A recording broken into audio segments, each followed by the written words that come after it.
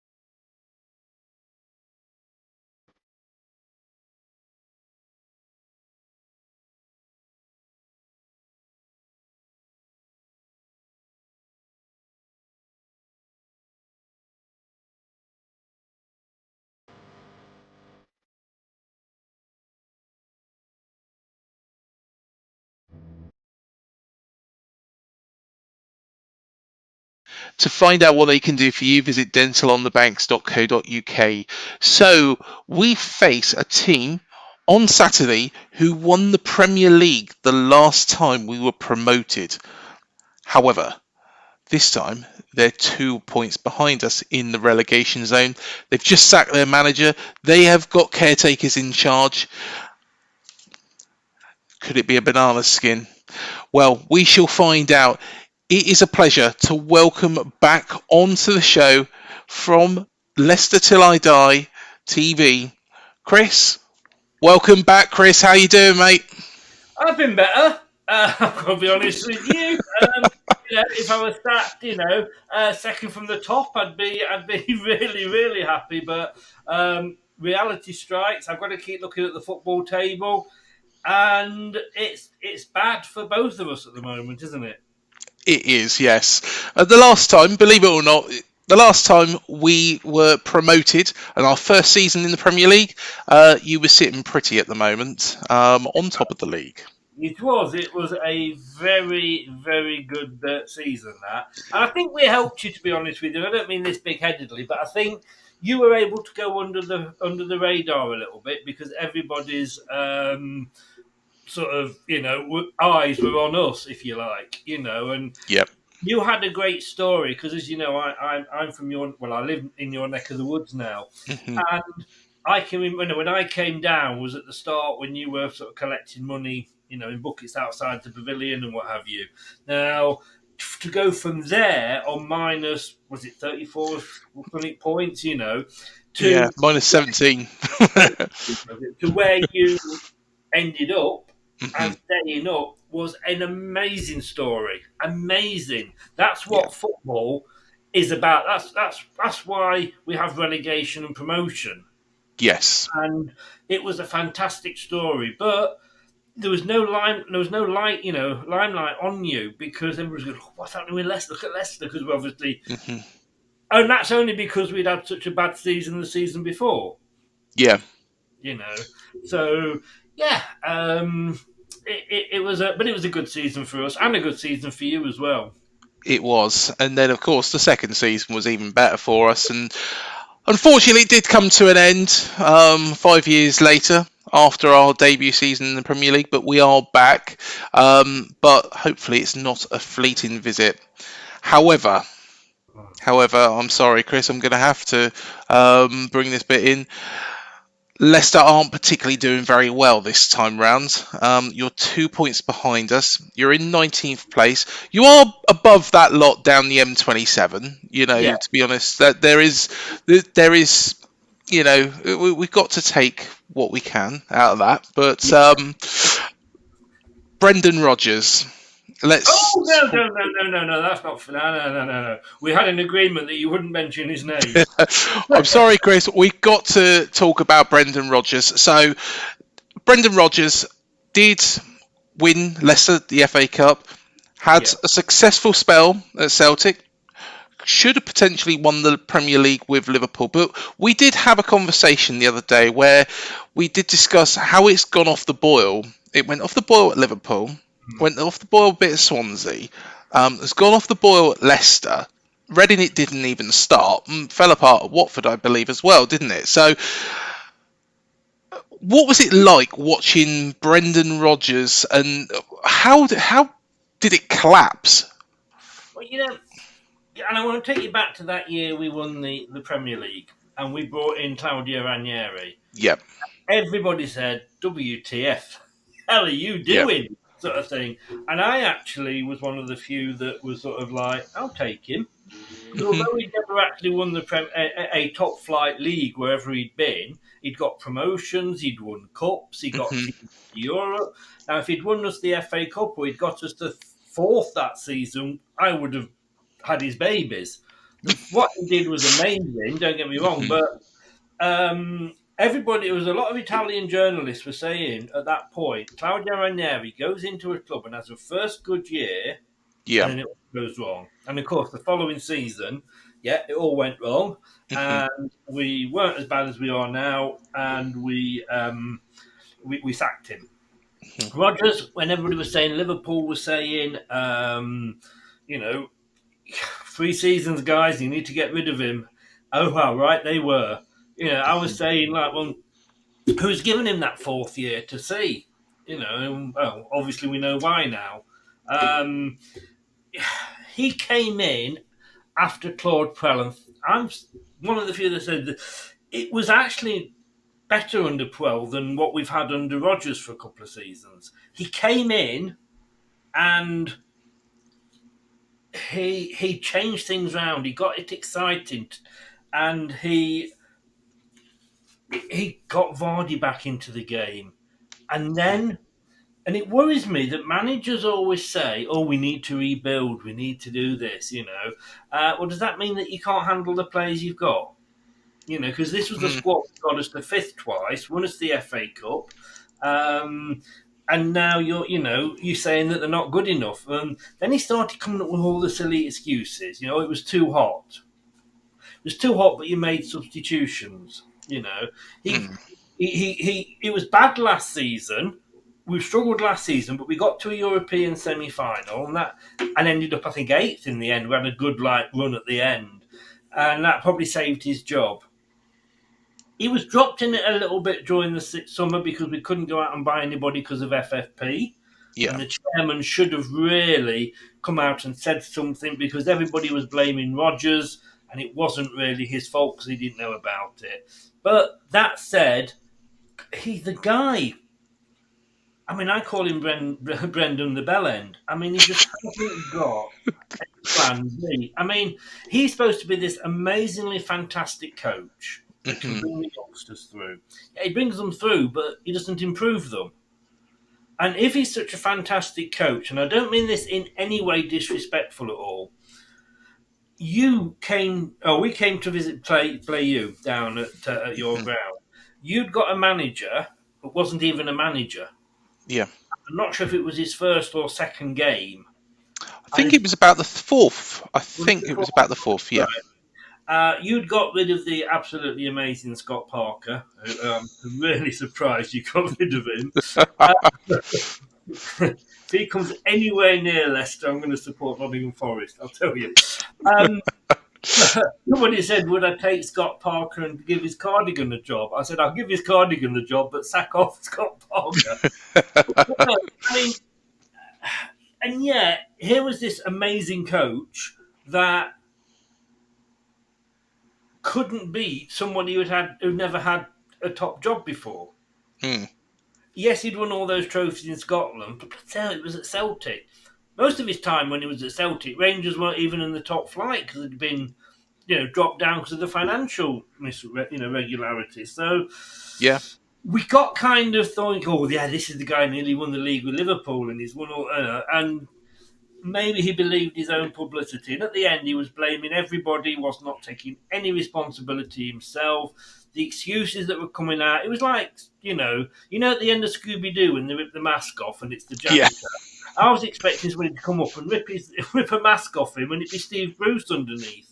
It was just the same excuses, and Top, our chairman, gave him the time. He felt he'd let him down in the summer by not providing him any money, but we had to think about fair play. Yeah. Look what's happening to Everton now. Please deduct them points for both our sakes. Well, yeah, exactly. But it was just been dire, absolutely dire. I celebrated when he left. I'm going to be honest with you. I have not celebrated a Leicester manager getting sacked as much as that before. Of course, Rodgers' last game was a 3-0 thrashing against Crystal Palace, a side who hadn't won for God knows how long. Hadn't won this year. Hadn't won this year. There we go. They had to wheel their new manager out in a bath chair. And we are in April now. Yeah. So Crystal Palace hadn't won this whole year. That's why they are in the shit themselves, put nicely. But, of course, he was sacked. And then Aston Villa come along. And you gave them a bit of a game. I don't want to even think about that Crystal Palace game, but did you ever watch Zulu, the film? Years and years and years ago, yes. Rorke's Drift. Well, all right, or Custer's Last Stand, whichever one. But Rorke's Drift, there's these guys, and every time they look up, there's more and more Zulus coming over the hill. They never got a rest. It was like that in the first half. Our heat map, we hardly got out of our own half. And everyone's saying, like, well, on the watch-along, they're defending well. No, they're not. They're just booting the ball up because they haven't got time. Palace were absolutely on that. Don't know what Roy had put in their tea, but my God, they came out all guns blazing, and they deserved that win. We did not deserve that at all, and it's probably some of the worst 45 minutes of football I have seen Leicester City ever play. Do you think, Chris, that maybe Leicester listened to the Scott Parker School of Tactics and just sat back and defended and let Crystal Palace play in front of them, just like we let Liverpool back at Anfield? That would be very unfair to Crystal Palace, if I'm honest with you. Fair enough. They did not let us. They came out. We had about the first 2 minutes, and then after that, it was attack after attack after attack, and we were just like we were shell shocked. Like I say, we couldn't get hold of the ball. We weren't second to every ball. We were about fourth. It was embarrassing, and I'm not going to say take it away from Palace. Everybody will have different views on games. Of course, we do. That's football for you, but they absolutely annihilated us. And they did not let us get into it at all. Now, fast forward a week later to the Aston Villa game, and Brendan's gone. We've got a couple of guys in charge that Stowell's done it many times before, and so Sadler as well, to be fair. I wasn't exactly overjoyed with the lineup that they put out, but my God, we did to Villa what Palace did to us the week before. Yeah. Not maybe quite as much, but we were into them. We weren't letting them settle. We were actually managing to pass the ball to each other. Against Palace, we could not even. It's like we're playing in blue, lads. Have you all taken a colourblind test before you came on the pitch? You can't pass to your own player. Suddenly, we were doing the basics. Yeah. Suddenly, we were actually putting up a fight. And that, if we carry on, if we play like that in future games, we might have a chance of staying up. Mm-hmm. Of course, Dewsbury Hall was sent off in that game. So he will be out for our match on Saturday. How big a loss is he going to be? Not a huge loss. Again, you no, I mean he is a good player, but he is absolutely knackered. Him and Barnes, it doesn't matter how bad, how off form, how knackered they were Mhm. always in the team. You know, Yeah. it's like a couple of teachers' pets that were, that he had his, we did not have a small squad, but we had a small section of players that Brendan would pick from every week. Yeah. And it will give Dennis Pratt, I think, will be the one to come in. I Mhm. hope so. He wasn't even on the bench, the other day, so God knows. But yeah, it will give. We've got other players that can come in. He was rash. Basically it cost us the game. Yeah. Down to 10 men, and we were knackered. But I think the rest will do him good, and Mhm. it's an enforced rest. Had he not been sent off, he probably would have been playing. And just recently, he's been playing more defensive. Yeah. Certainly, Rogers was playing him as part of a two-man defensive line, in just in front of the the defensive line, and Mhm. he's the defensive player. You know what I mean? Now he had a bit more freedom the other day, and he say rush of blood. But when things are going against you, they are going against you. Yeah. Yeah, definitely. And I think that's what we found as well is that it was earlier on in the season, especially after the World Cup, we were finding it tough. We were finding it really, really difficult.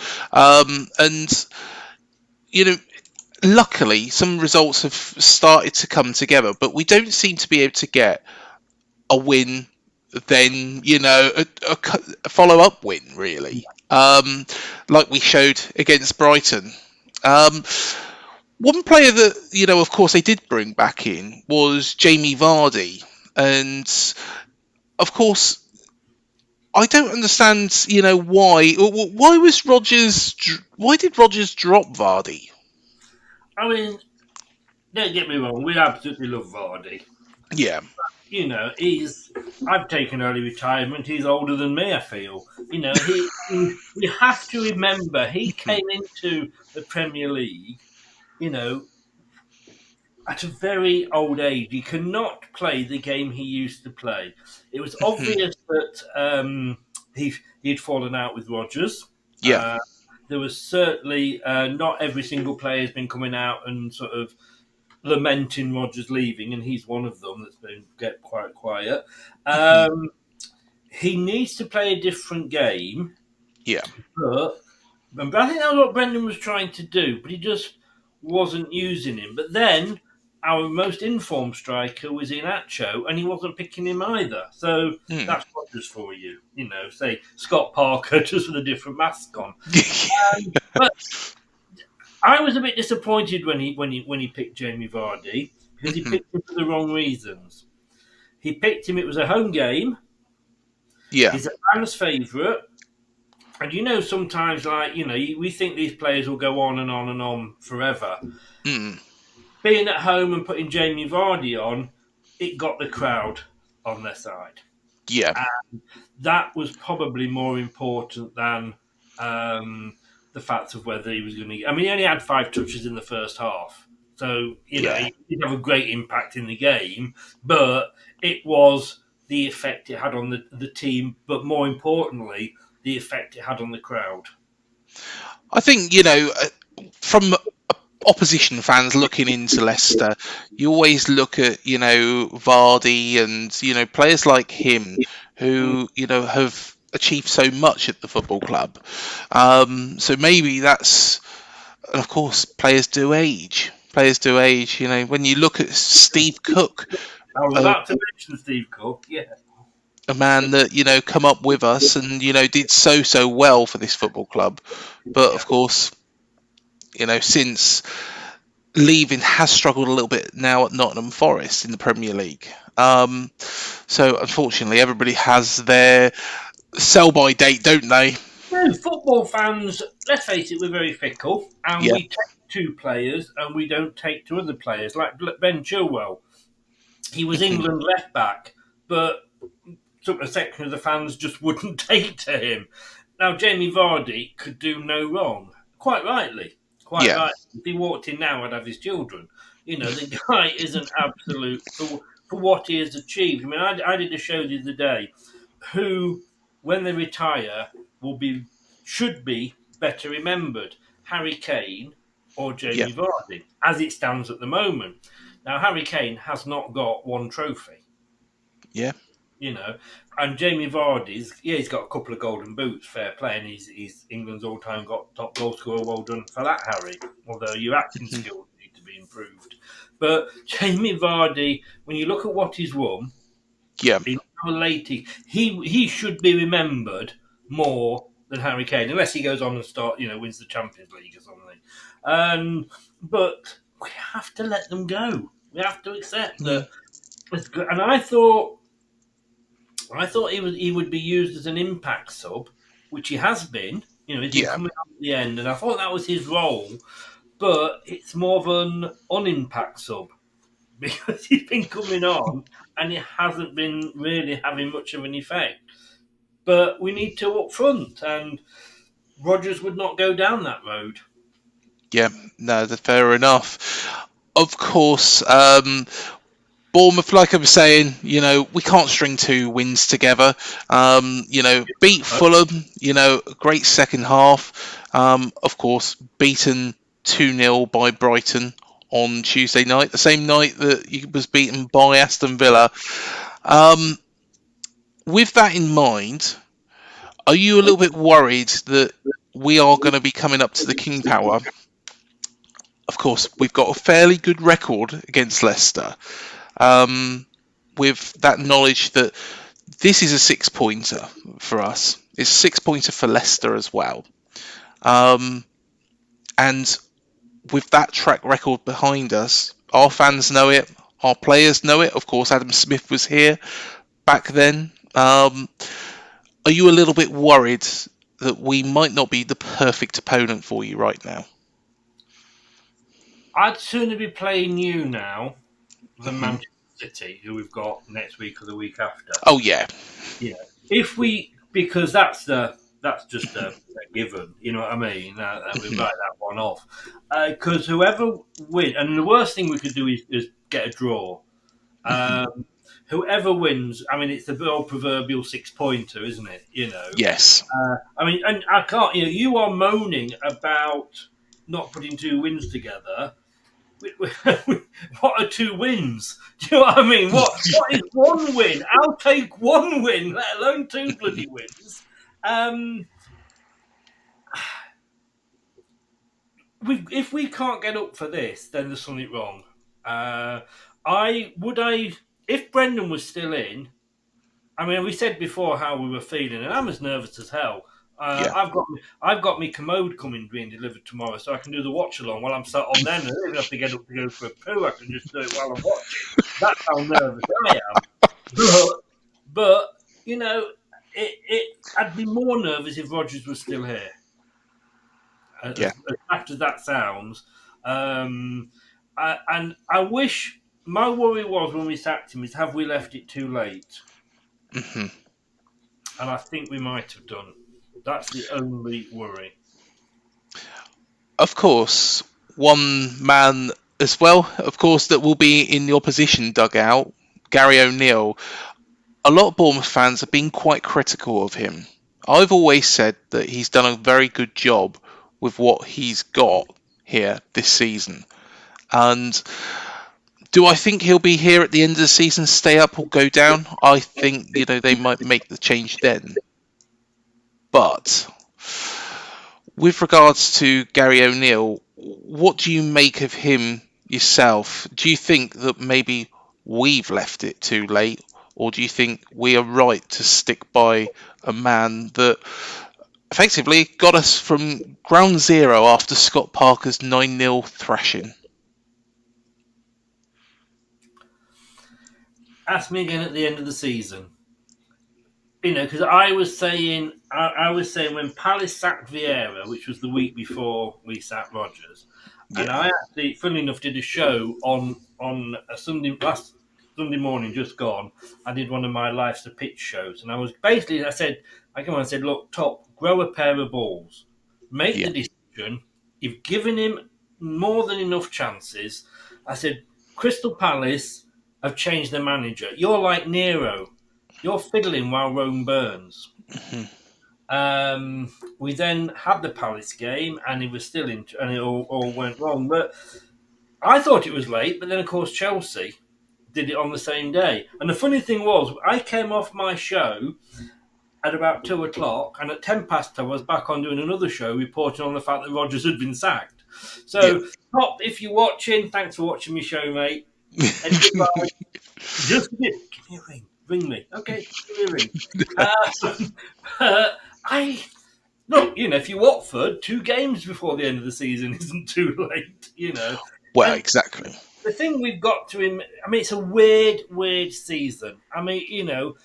West Ham won the other day and jumped up to 15th. And you would immediately think, oh, well done, West Ham, sorry, you're up to 15th. But they're on the same points as you. Yeah. And it's the same at the other end. It's a totally weird season. In a normal season, we would be cut adrift now. Mm. I don't know about yourselves, but we would be. Probably you as well, if I'm honest. But we're not. And, you look at the last 5 games. You've won 2, lost 3. We've drawn 1, lost 4. Who should be the more confident going into this? Well, yeah, definitely. And of course, you've got to look at the teams that we have beaten as well. Liverpool and Fulham, 2 teams that top end at the table. Well, was Mitrovic not in playing for Fulham when you played them? That, I think, may have... Yeah. I'm not saying that you'd have beaten them with him playing, but I think it's possibly going to ruin Fulham's chances towards the end of the season. But yeah, you do manage to pick out a win every now and again, and that might be the difference between you staying up and going down. If you do go down, Southampton go down and we go down, the way I look at it is, I'm still going to maybe see 2 games next season because we're all down together. Hey, every cloud. Look, no, we've been in worse positions than this, and it's funny that those that are moaning more are the newer fans to the club. The youngsters that have come through that have only really known us at success. Manchester United fans, if you're under 30, you didn't think there was life before Alex Ferguson. You know what I mean? And that's probably what makes it harder for us, is because we know where we've come from, and we've watched it slowly disintegrate. When we went down to League One, the one and only season we did, it was inevitable. The season before, we'd only just stayed up, and all that season we could see it happening. And the same this season. But look, if we go down, do you know what? We're still alive. We're not being bombed. Exactly. We're not going out and sort of having to dodge bullets. We're not sort of stuck in a camp or on a rubber dinghy in the middle of the ocean or whatever. It's not the end of the world. It's a game of football. Yes, it's disappointing, and we might not do a Norwich, Watford, or Burnley and come straight back up. But you know what? We've got a football team. Yeah. Berry would kill to be in our position and get relegated. And we have to remember that. I've got to be honest, we would rather not go anywhere near League 2 again. I don't fancy a wet day out in Aldershot, to be fair, but I'll give you that one. A wet Tuesday night in Aldershot, like. Well, exactly. I was going to say you don't know what it's like. It's it's bloody horrendous. But right, we better start predicting this game. And go on, Chris. You start off. How is this going to go? I do a prediction league every week. There's myself, my 2 other presenters, Brad and Craig, and 5 ex-Foxes. if we got the results that we've been getting, we'd have been relegated about a month ago. That's how bad our predictions are. Um, I have gone only because we need this. We need the win so badly. I have actually gone 2-1 to Leicester. I'm not going to bet against my own team, as you This can is probably guess. this is. I mean, that's. I'm thinking that a little bit as well. You know. Mm. But I think you'll score. Mm. But I think we'll match the result we got against Fulham. I'm going to go 2-1, but this way to Bournemouth. Who's going to score? I haven't a clue. Probably Philip Billing. I think Billing deserves one. And I think Jefferson Lerma might grab one as well. If only you had Jan Kermorgant still playing for you. No, what a legend. What a legend. I guess he only played, I think it was only 7 games in the Premier League for us. He didn't see you in the Premier League, did you, Bob? No. Did he ever take a penalty for you, by the way? He did, yes. Yes, he did. Did he Yeah. But I tell you what a player Jan was. Sorry, we have bad memories of him. See, that's weird. I can't imagine, having bad memories of Jan Kermorgant. We Go on, bought you've got to tell us. we bought Jan Kermorgant purely, I think, off video evidence. Pearson brought him in, and he wasn't a regular at all. And we got into the playoff semi-finals under 19. We were playing Cardiff, and it went to penalties. Yeah. And he was taking the 4th penalty for us. And he decides, in his wisdom, the 4th penalty, and I can't remember for the life of me who'd scored and who hadn't scored and what the score was, but he decides to do a Panenka. Straight into the goalkeeper's arms. I mean, it was that awful. The goalkeeper went down, couldn't believe his luck, got half up again and grabbed the ball. Yeah. He walked back to that halfway line. Nobody on the Leicester side consoled him. Now, Martin Waghorn, who we had on loan, I think it was from Wigan, and we actually went on to buy him. And the fans liked him. He was a young lad. He took the last penalty. He needed to score. He skied it. Not a million miles. It wasn't like a road ZZ, but it went over the top. Yeah. But he went for it. He absolutely... Well, we signed him. He got no stick whatsoever. Jan Kermorgant never played for us again. Yeah. Pearson doesn't like people doing things like that. And no, to be honest with you, nor did any of the fans. Well, he was brilliant for us, as you probably well know. Yeah, let's be honest with you. He came down to you, and when I say in different levels, obviously I'm doing that very much tongue in cheek, but there's some things that fans will forgive you a lot of things. Steve Walsh, I think, still holds the record for the most red cards in the top flight. But the fans love him because he gave it. Well, he scored 2 against Derby in the playoff final, which helps. But he gave everything. He literally left blood on the pitch. That we could just not forgive. Yeah. The funny thing is, and I've got to say this in Jan's defence, I mean, there was a song about him and everything. It was good, looking back. But had that gone in, he would have been a hero. Well, yes, very, very true. Very true. But that's the risk you take. And at the end of the day, when it comes to penalties, just put your laces through them. He's a hero here. If we ever get him on this show, I tell you what, I'll have to get you on, Chris, so you can ask him all about the Panenka. I will, believe.